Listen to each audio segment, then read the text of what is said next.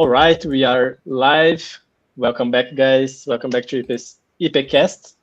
This is our space to talk about crypto, technology, and startup cities, how these emerging technologies are going to uh, revolutionize our institutions, our cities, our governments. So this is our space to connect politics and technology. It's my main topic, my favorite topic. So, uh, hi, André. Hi, Casta. Before introducing just our special guest, just saying hi for our co-hosts. Welcome back, Casta. Yes, nice to be back.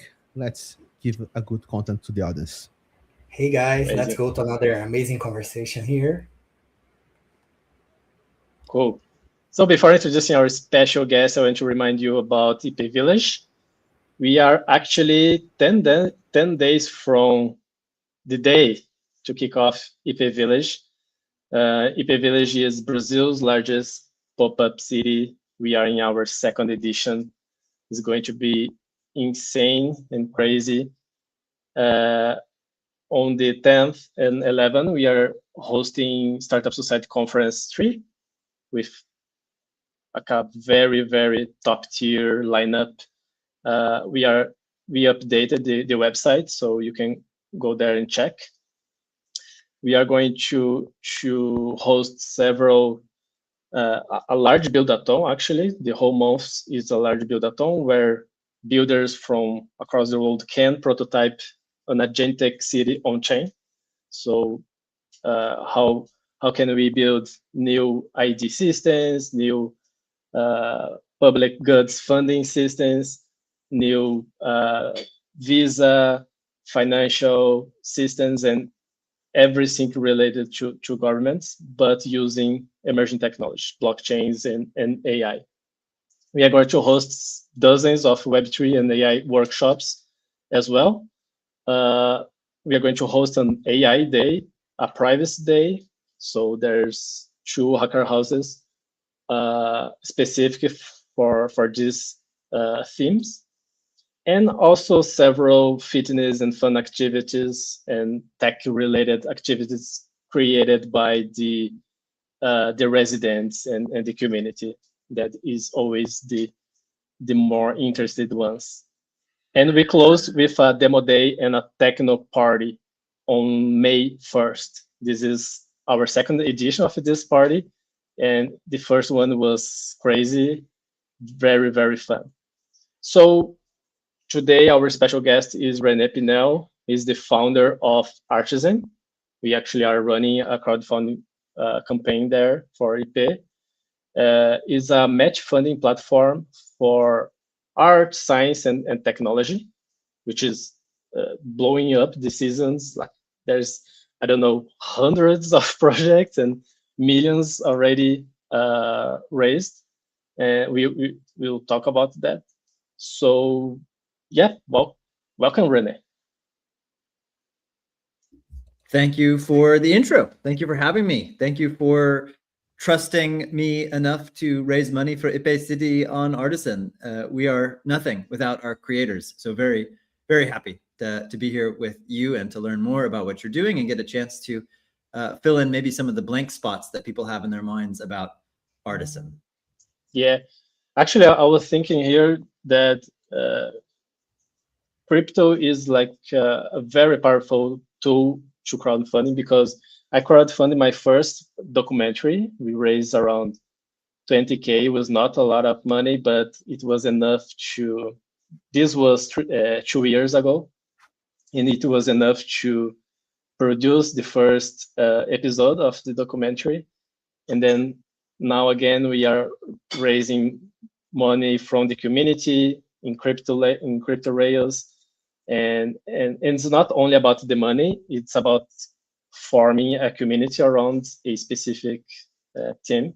So why don't you tell us how did you end up working in crypto and funding cultural projects? Happy to. I'm a 5th generation artist. Everybody in my family is a painter, a dancer, a graphic artist, a potter, filmmaker, going back to my great grandfather, who was a vaudevillian acrobat, who performed with the Marx Brothers and Bob Hope and Blackstone the Magicians and all the greats of early vaudeville.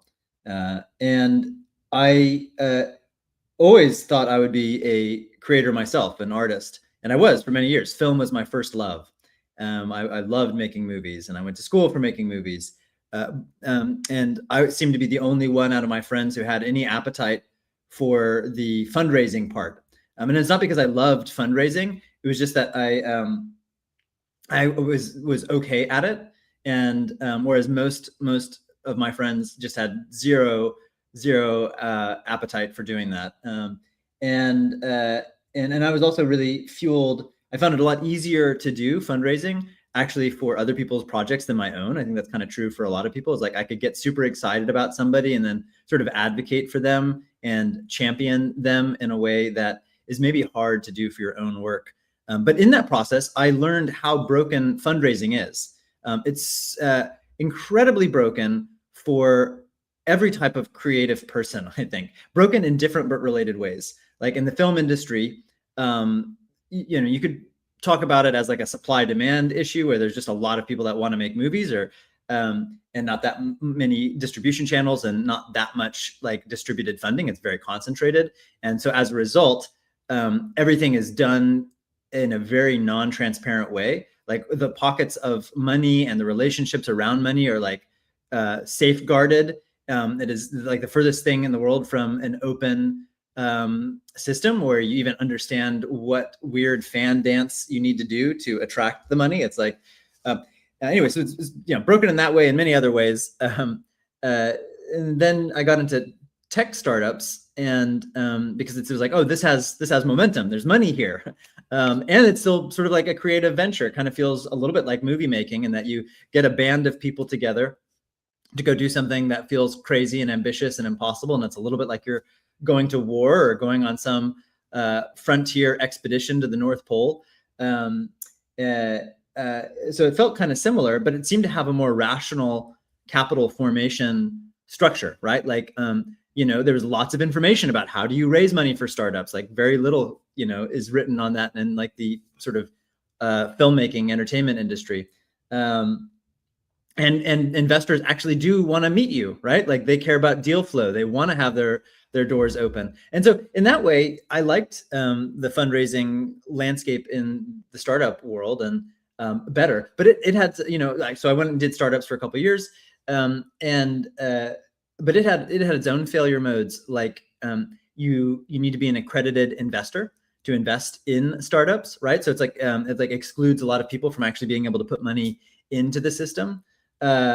It really only works for projects that are going to make money, right? And there's so many other types of projects like open source software, a lot of avant-garde art, a lot of basic science that has tremendous value. Like the value is obvious, people can see it, but it's much harder to invest in because it doesn't turn a profit. So it might have cultural impact or scientific impact or environmental impact, but not financial impact. And so I saw those problems in the startup funding ecosystem. And then I became friends with scientists, and I realized that like granting organizations like universities, they gobble up like 50-60% of all the grant money. And then grant funding and philanthropy in general is risk averse, like to the max. And then, and then you have like crypto funding stuff, which I, fell into as like, okay, well, maybe this is the model. Maybe this is the place to raise capital. And it had, a lot of things that I loved. It's, anybody can put money in. It's very open. It's very permissionless. It has a lot of the transparency stuff that I didn't like before. But it has a terrible user experience problem, right? Like, fuck, crypto is still really hard to use. And so like Artizen is kind of a result of me really engaging as deeply as I possibly can over about 20 years with all the different ways that creative people can raise money, and trying to take the best ideas from all the different little weird pockets of capital that you can go, scoop some buckets from, and all the different forms of fundraising, and taking the best ideas as well as some new ones, and trying to make a game that makes fundraising fun. And that's the real mission of Artisan, is how do we create one game that artists and scientists and technologists and all types of creative people can play to raise money for new projects, whether that project is, a film or a video game or open source software or basic scientific research or something that looks like a startup. Like, it shouldn't matter. It should be the same set of rules, because then that allows creators and creative people to be fluid. They don't have to get locked into like, well, I'm just going to be a fucking scientist because it took me like 10 years to build up the network to raise capital from this, and it's so difficult to switch. So if you have like one funding platform that can fund all different types of creative projects, I think you're going to see a much greater diversity of creativity, because the most interesting frontier projects are always sitting at the intersection of a couple of different disciplines. And it's really hard to get those projects because for a whole host of reasons, these disciplines are very siloed. And one of the big reasons is that funding is siloed. Like, the way that you have to raise money for these different things is very siloed. So it's hard to get good at multiple ones, right? And if you're a scientist, but you're like, fuck, I really want to do a weird art project with this microalgae that I've come to know everything about from like a molecular level, and I want to make art with it, and I don't really know what the purpose is. Like, good luck getting funding for that from science, right? And good luck getting it from the art world, because you're not in the art world, right?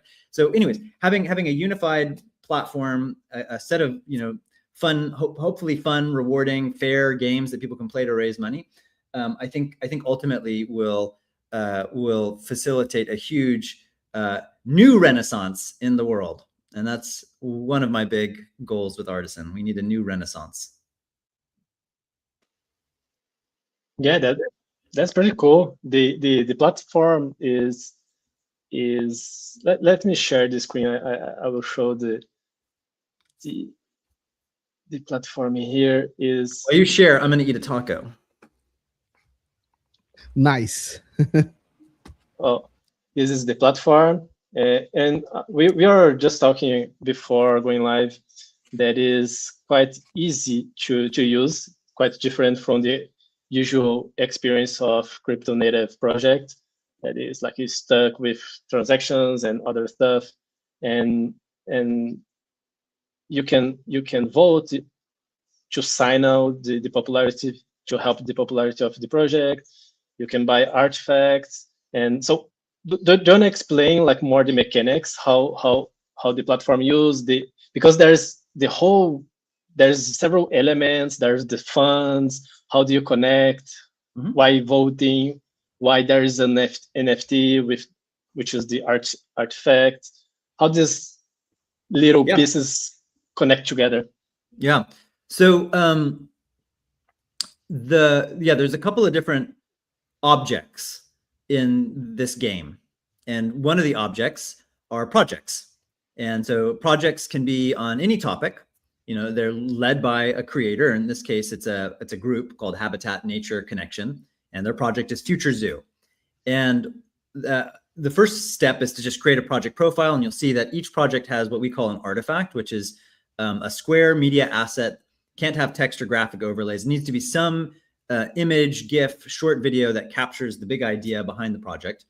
And then once you have that, you submit to different community funds. And so if you scroll down a little bit more on this project, you can see all the different funds that this project has been submitted to, and some curated for. So this one's a good example in that it's been submitted to a lot of different funds, and you can see that it's been curated for, I think, 7 or 8 of them, maybe even more. Looks like 9 or 10. And then some it still hasn't been curated for. And that's kind of the name of the game, is that you want to get curated for as many different community funds as possible.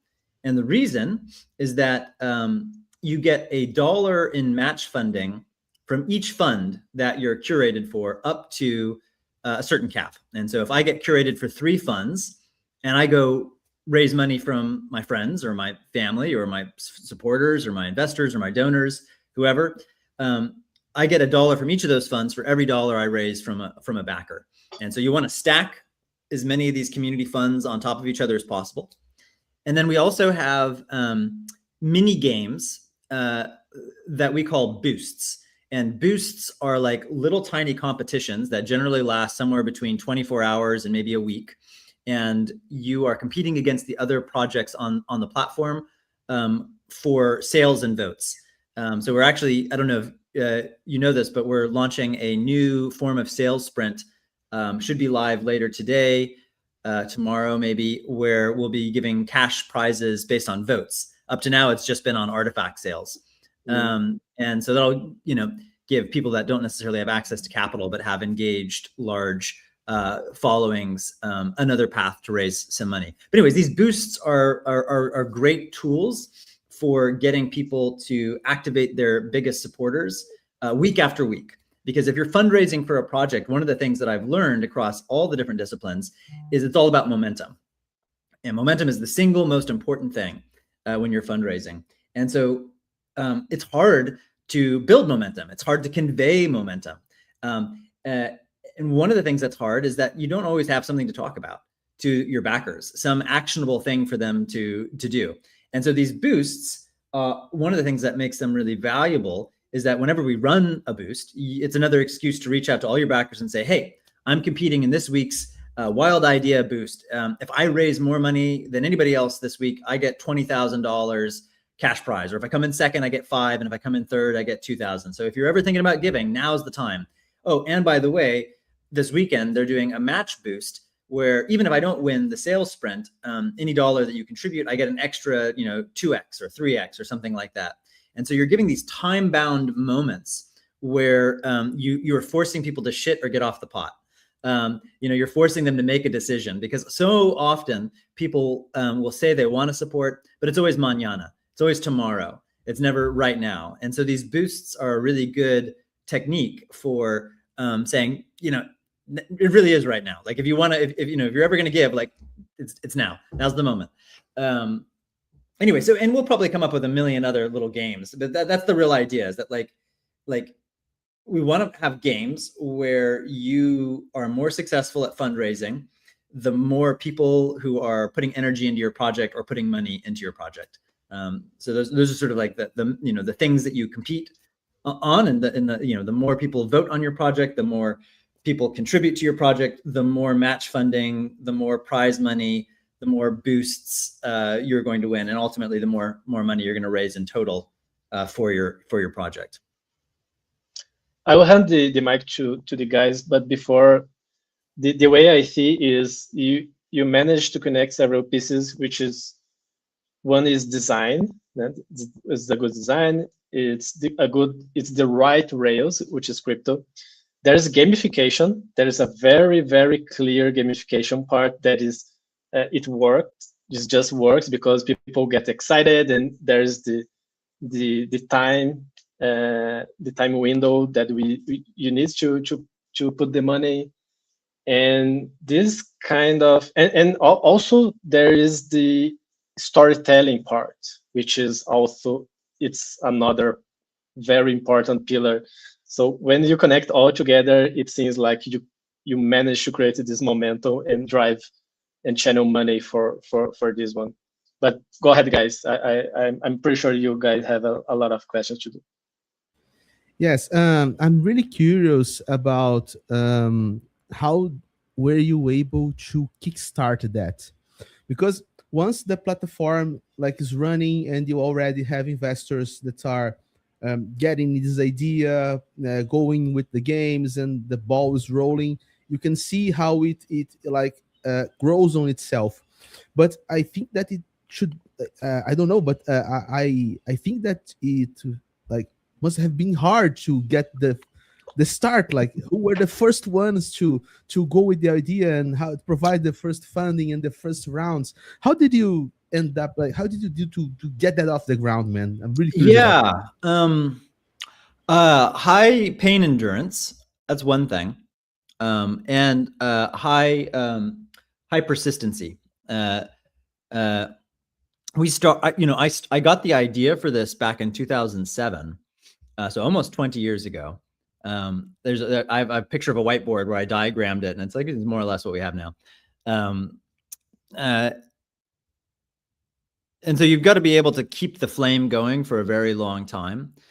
and you have to be very willing to fail many, many times. So we rebuilt Artizen, like code base wise, from scratch at least 6 or 7 times now. And so when we first got it started, it was we raised, we told a story, and that's always, how things start. There's sort of a moment when you're raising money for any kind of project that before the thing is real, it's a great time to raise money, because it can be anything in the person's head.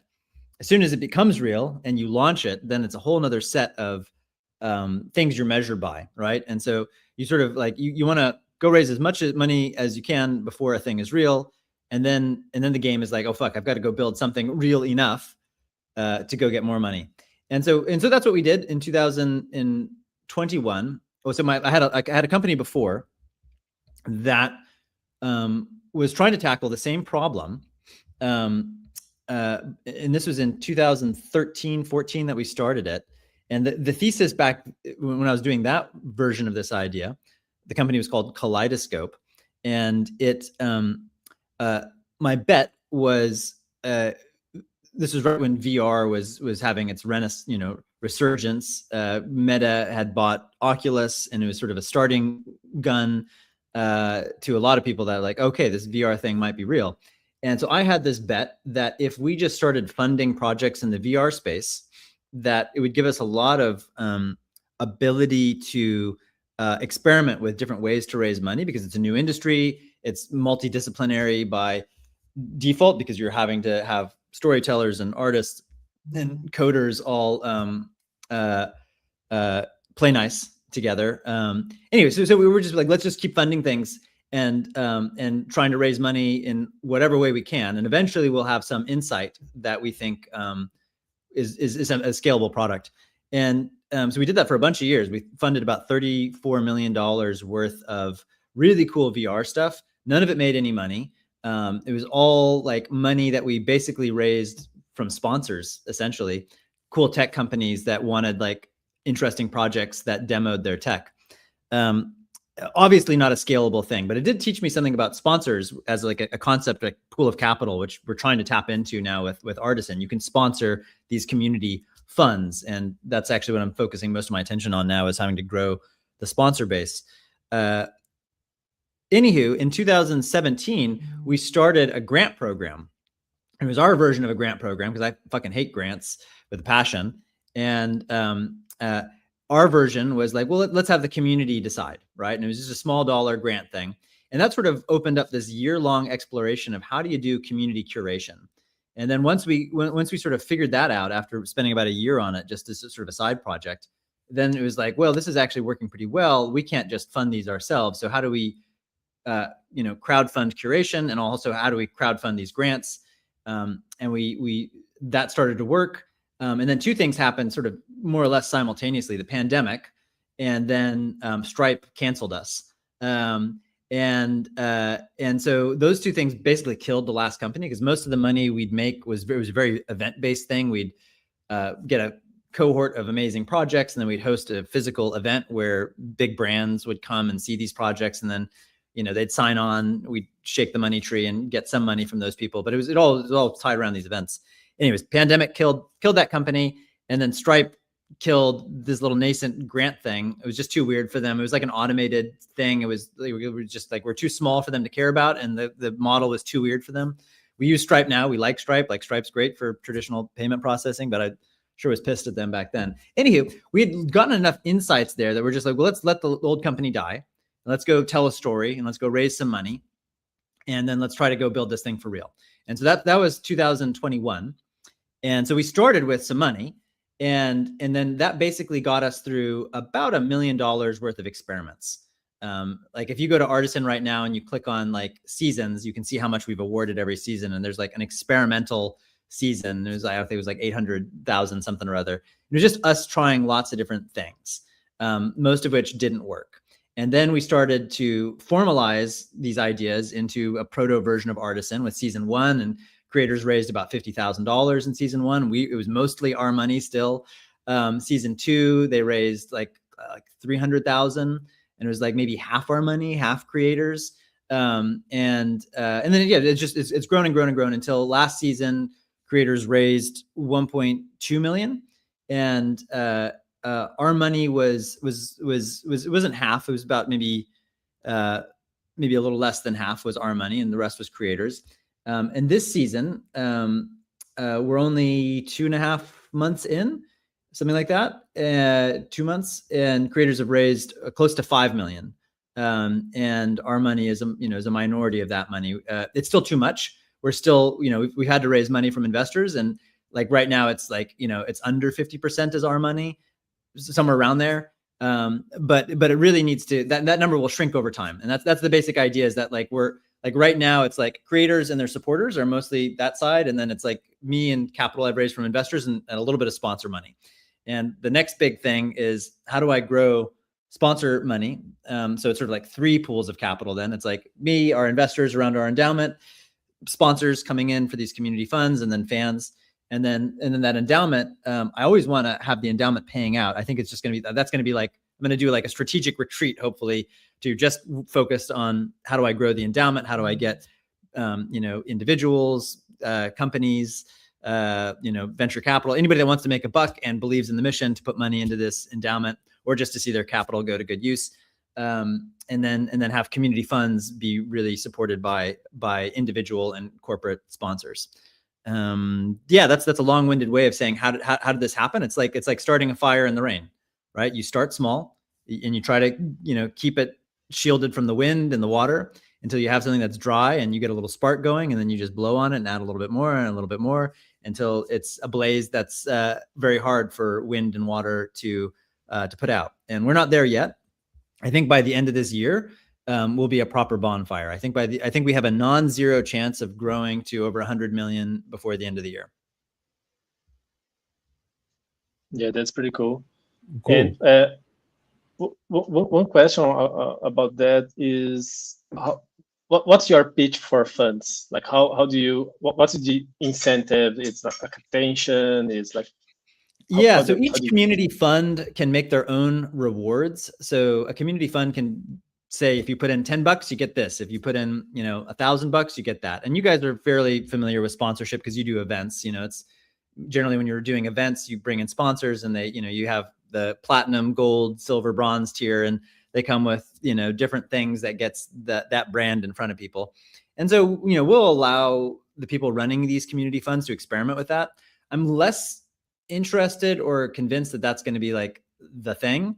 I think the biggest points of leverage, or the biggest value prop for why a company would want to sponsor a fund from a business perspective is that, is to the extent that we can make these community funds a growth engine for that company.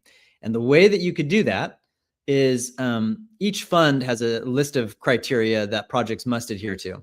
And I think what these funds will start to look like is that the sponsor, or perhaps sponsors, plural, that put in the most money will, in either direct ways or indirect ways, start to influence what that criteria is. And so, like, for instance, we've announced this. We haven't made press about it yet, so it's still like on the DL. But it's a signed agreement, so I can talk about it. So whisper campaign style. Lily Wachowski is one of the writers, directors of The Matrix and Cloud Atlas and Sense8. One of the most pivotal filmmakers of the last 25 years. She is launching a fund with us in a couple of weeks. And Congrats. Thank you. And so a fund like hers is, it's sort of like renegade storytelling mixed with emerging technology. So maybe we go to somebody like Runway, who is, AI video generator, or maybe we go to Google with VO3, or maybe we go to, Suno, who's doing amazing AI music, and we say, hey, we want you to be the presenting sponsor for this fund. And if you put in enough money, maybe we'll say one of the criteria is you got to use this software. And even if we don't do that, then a fund like that is going to attract a lot of amazing talent and a lot of people who are thinking about adopting new technology, and they're still figuring out what technology they should adopt. And if Suno or Runway or Google VO3 is prominently integrated into the fund, where a creator can't help but to see it. And not only that, but like if they get curated for the fund, those sponsors start to carry through onto their project page, where like each project page will start to have a section that's like sponsored by, and that shows up based on which funds they've been curated for. Like that starts to get to an argument where you could go to a chief marketing officer, head of community, anybody that's like focused on DevRel, anybody that's focused on ecosystem growth, and you could say, hey, this should come out of your budget because it's a more effective way to fund the most talented people building for your ecosystem is through these funds. So I think it'll look something like that, and how we build a product around it, and like have like a good go to sales market and movement, like TBD. But that's what I'm focusing all my energy on right now. Is we've run a lot of little experiments, but we haven't scaled that side up yet. That's the big question mark. Yes, I think as we are talking, we're starting to get more glimpses of the culture, like the culture of the platform.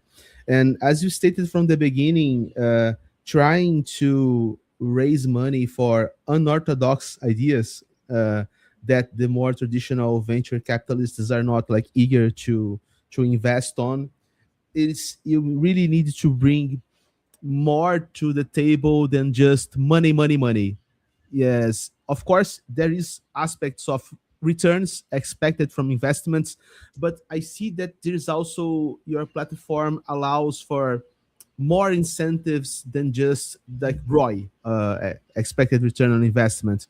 You have like an idea of alignments between who is behind the fund, who is behind the community, if their values are aligned, and if they can like extract common marketing stunts or forces from the same engagement.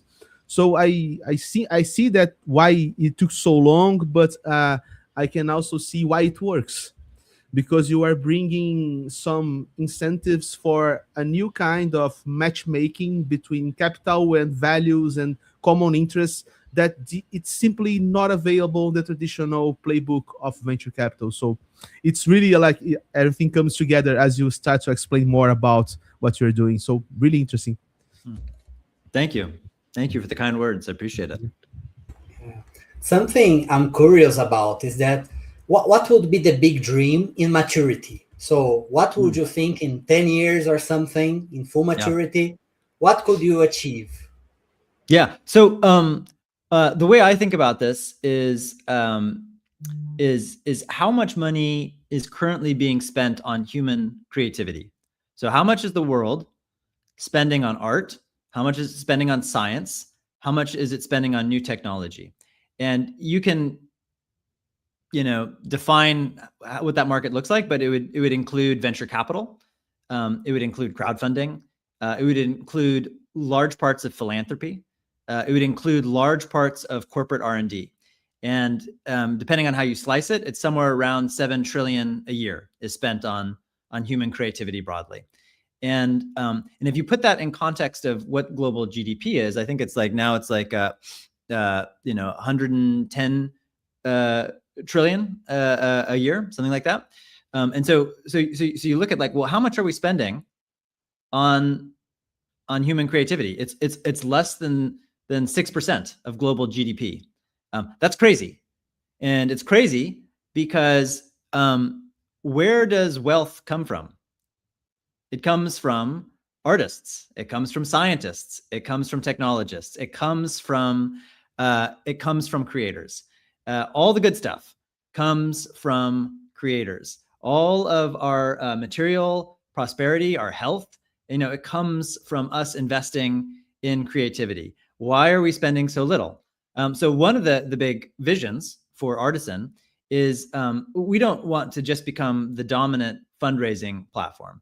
Like it's not. I don't think about it in terms of how much of that very insanely big TAM, that $7 trillion TAM, how much can we absorb? I think that's important, especially because a lot of that money is inefficient, right? A lot of that money, especially the side on the spending from governments and philanthropy. Philanthropy, I think, is the worst in terms of inefficient.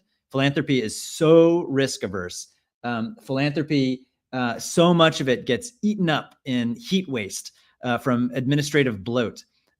So I do think it's important for Artizen to become the dominant fundraising platform from an efficiency standpoint. I think a lot of that money should be redirected through us. But the big vision, or the real mission, is to grow that pie. I don't know what percentage of global GDP should be spent on human creativity, but it sure as shit should be more than 6%. I don't know if it should be, 50%, maybe 20%, maybe 70%. I don't know, but it should be a lot more than 6%. And so we want to grow the total amount of capital, the total amount of resources going to artists, scientists, technologists, people who produce culture. We want a lot more money flowing to those people, and I think that's actually what not only the world needs, but I think the timing is right, because the happy scenario with rapid takeoff with artificial intelligence, the happy scenario is that we're all empowered to become wildly creative ourselves. So at the moment when all of our jobs are going to be disrupted, what do we become? Well, I think we all become artists. I think we all become scientists. I think we all become technologists.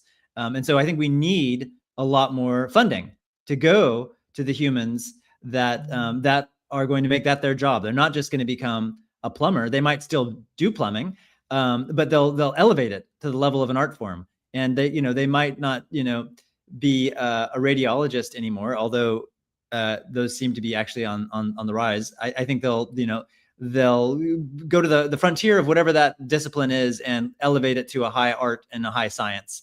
But we need more money to fund all of that work. So that's the big vision. Nice.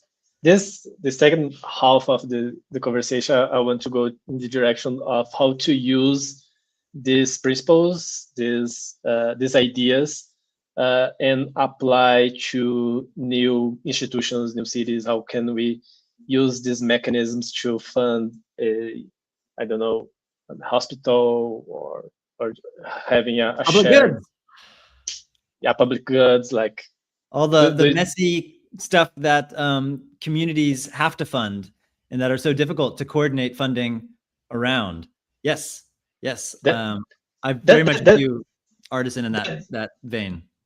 Yeah, I want to hear from you on that side, but before I want to, because I think funding public goods have two challenges. One is raising money, which is hard, and another one is allocating the money properly. And the second part is insanely hard.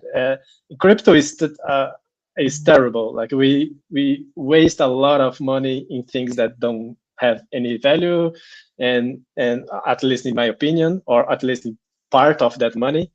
And how can we solve that? How can we create better mechanisms to allocate money where there is substance?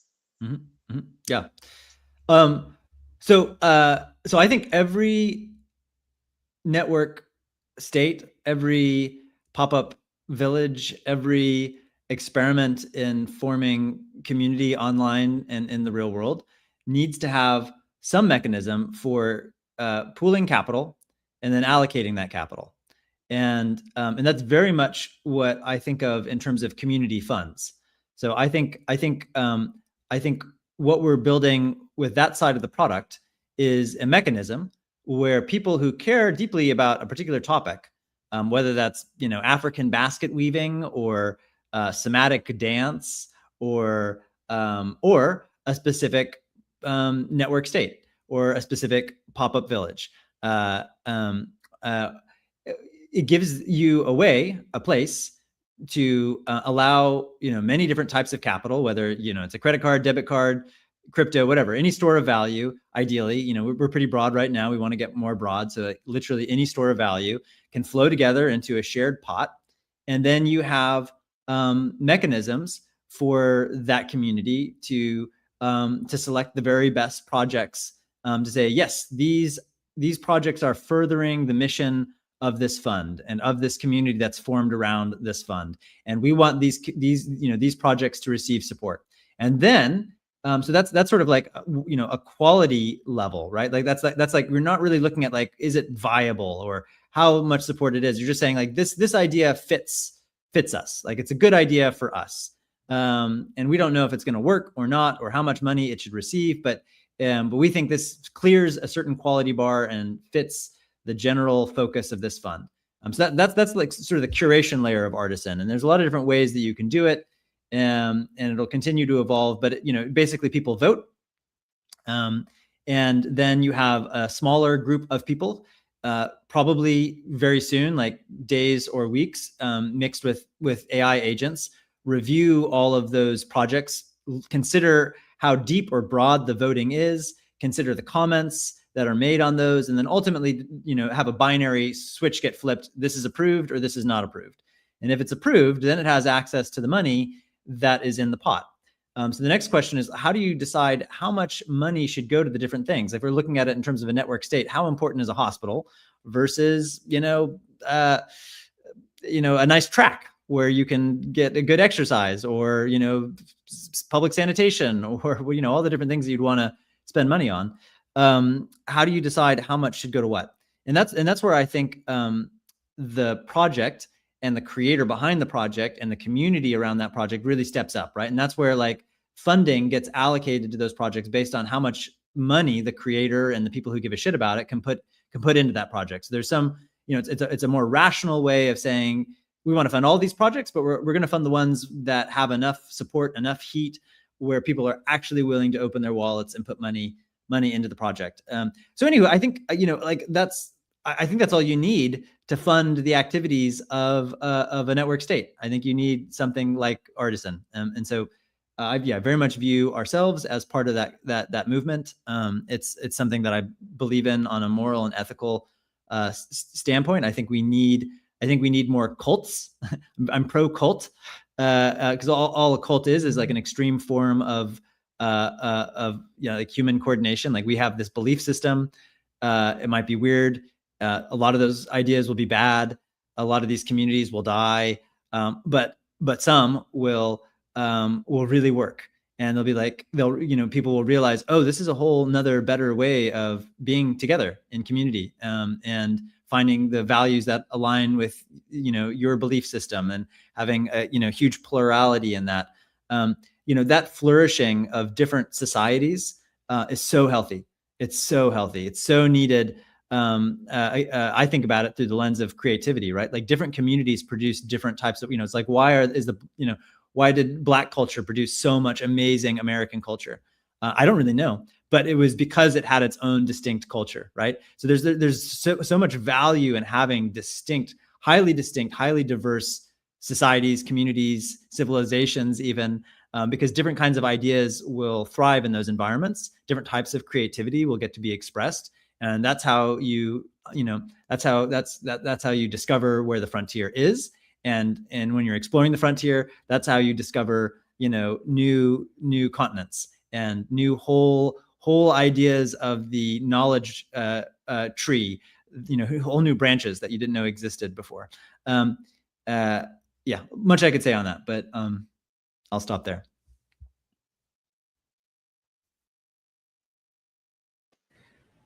That's a nice take. Like, I really enjoy all of the philosophy behind what is being built. And here in Brazil, as Jean told you at the beginning of our talk, like I'm an influencer here in Brazil. I produce content. I have like a relatively large awareness, and I'm known here in Brazil as some kind of crypto philosopher. Because I do not talk about like which coins are going to pump, how we're going to get this like magic new token that's going to make you rich. I always talk about the philosophy behind what is being built on crypto. Yeah. And more often than not, in the current state of stuff, that the way that we live today, we really forget to think about why things are built in the way that they are built. Like, why do the things the way we do? We lost that ability somewhere along the line, and we just keep doing things for the sake of doing things, be it like money or status or anything. And I find it really refreshing, not only to know what you built, but there is a lot of deep thought and like long 20 years almost on the construction of that.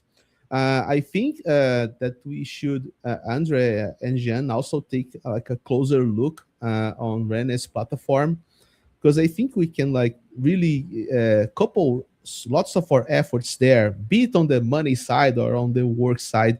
I really appreciate this conversation, René.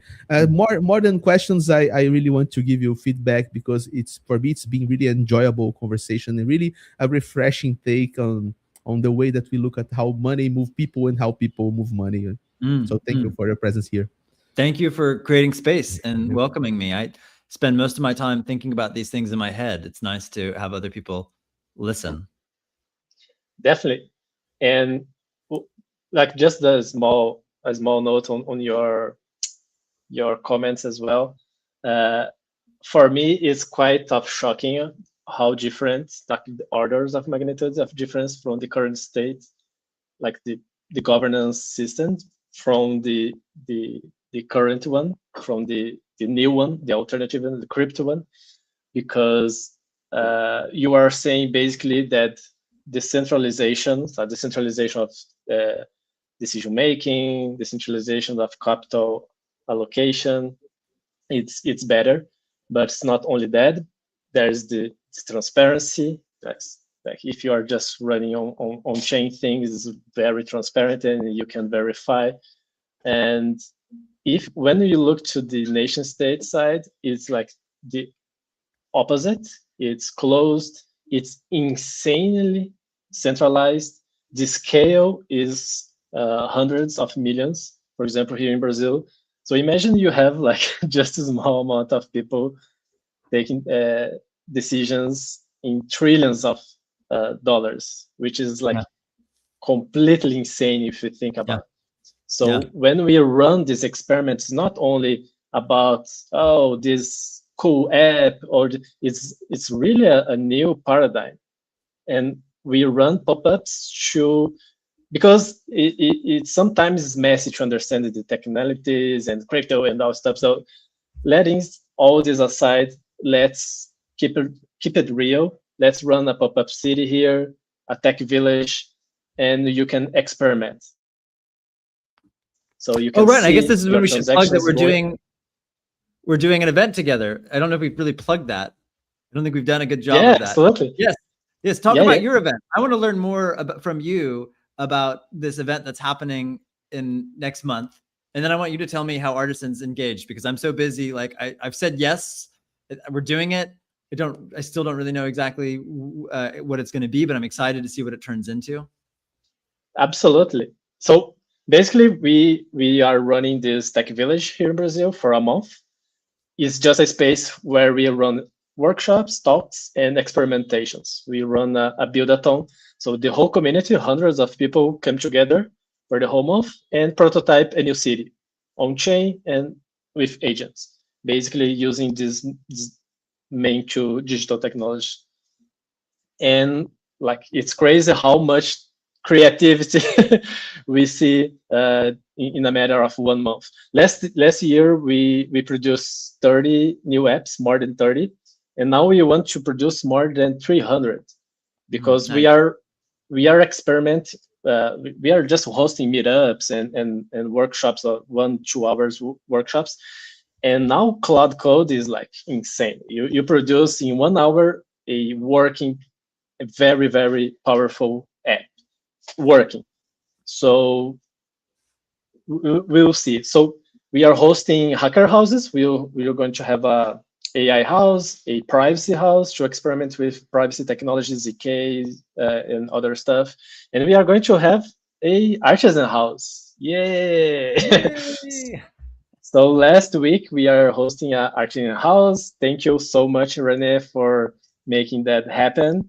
It's amazing. We have a whole list of residents already. We need to select room for 10 people, right? Yes, it's a house. It's four that we are offering travel stipends to, and free room and board and food and activities for everybody who comes. Exactly. So it's scholarship for 10 people. 4 is going to receive $500 to help with 5 tickets. And yeah, we are excited to see this community coming to Brazil and exploring our magic island. I'm excited about it. Thank you for being so persistent. That's my job. I'll come. I hope I come. You're really on top of your shit. It's impressive. Hopefully my wife and kid will want to come. I haven't talked to them about it. If they do, then I'll come. If not, I won't. Yeah, that would be amazing.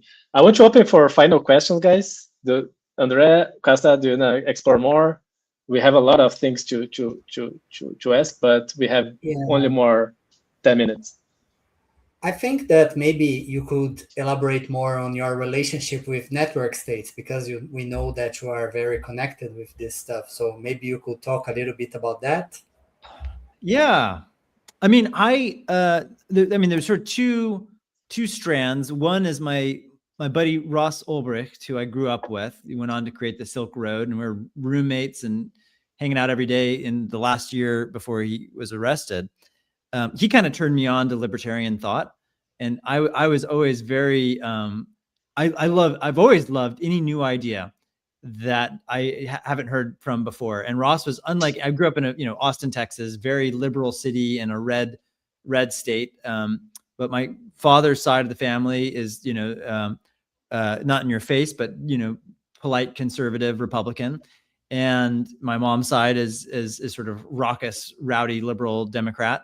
And so I was always very comfortable sort of with new ideas. And so his libertarian ideas, I filed under, crazy, interesting, but not like useful or whatever. It's like, that's bizarre. Like, who's going to pay for the roads? But when Ross was arrested, like that, and seeing the Silk Road, which was a marketplace where anyone could buy and sell anything, provided it didn't hurt a third party. So sort of, libertarian ideals. It made me think about that stuff and really evaluate it in a way that I hadn't before. And that was actually coincided by a matter of weeks, Ross being arrested and sort of me looking at all this stuff. He was arrested on October 2nd or 3rd. And at the end of October, I happened to go to Y Combinator Startup School, which was this, it was like a weekend long event. Anybody, you sign up, you're not like curated for Y Combinator or anything, but they have great speakers. And Balaji Srinivasan was one of the speakers. And I believe it was the very first time he ever spoke publicly about network state stuff. He gave a great talk. Oh, you were there. Oh my God. I was there in person. And he gave the, Silicon Valley's ultimate exit talk. And, it's like 15 minutes. I fucking it shook my world. I was like, oh my God, this is like, if you can start a company, why can't you start a country? That seems maybe like a better thing to do. Like if you're trying to be ambitious and, change how people live their lives, you could make like dumb social networking apps, which is kind of what I'd been doing in tech. Or you could be a little bit more ambitious.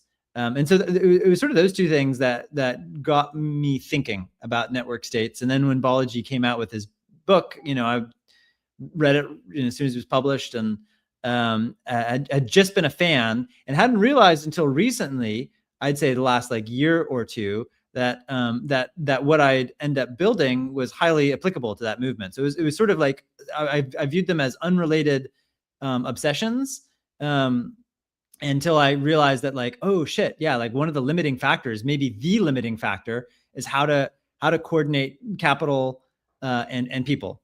And capital is very good at organizing people.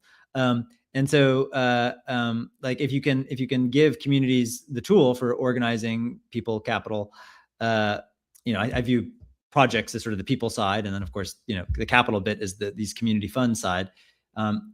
Boy, that might be a huge unlock. That might be the unlock for allowing people to easily spin up these communities / cults / whatever you want to call them.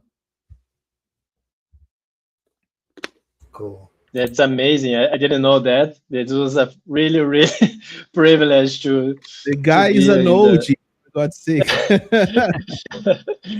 Been You- out in the wilderness for a long time, but I've been around for a long time. Yeah, that's pretty cool.